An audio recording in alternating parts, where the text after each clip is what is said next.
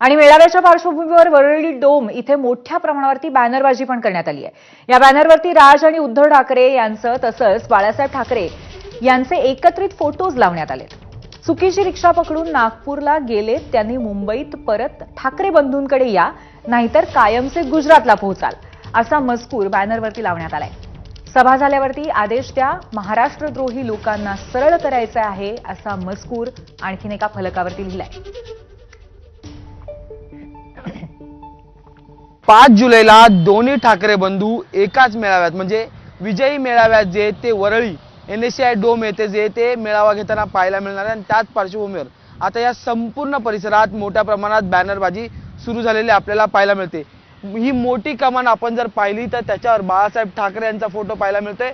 आवाज मराठीचा आपल्या मराठी जनांचे हार्दिक स्वागत असं सुद्धा या संपूर्ण कमानीवर पाहायला मिळते। त्याच्यानंतर हा समोर असलेला बॅनर जर पाहिला तर महाराष्ट्र माझा, जी मराठी लोक चुकीची रिक्षा पकडून नागपूरला गेले आहेत त्यांनी परत मुंबईत ठाकरे बंधूंकडे या, नाहीतर कायमचे गुजरातला पोहोचाल। आम्ही गिरगावकर या संघटनेकडून ही बॅनरबाजी करण्यात आलेली आहे। त्याच्या बाजूला जर आपण पाहिलं तर आवाज मराठीचा जी निमंत्रण पत्रिका प्रसारित करण्यात आली होती ती सुद्धा ह्या ठिकाणी छापण्यात आलेली आणि त्याच्यावर आपले नम्र राज ठाकरे उद्धव ठाकरे अशी संपूर्ण बॅनरबाजी जी आहे ती या ठिकाणी करण्यात आलेली। त्यामुळे एकीकडे कमानीचे बॅनर असतील, दुसरीकडे आम्ही गिरगावकर या संघटनेचे बॅनर असतील, तसेच आपण जर पाहिलं तर या संपूर्ण चौकाच्या संपूर्ण परिसरात जी आहे ती बॅनरबाजी केलेली आहे।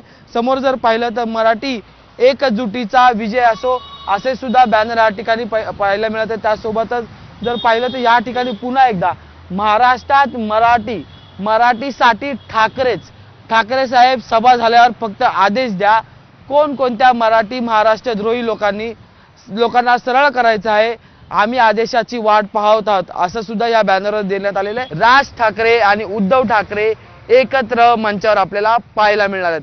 व्हिडिओ जर्नलिस्ट कृष्णा कापरेसह मी अजय माने, ABP माझा, मुंबई।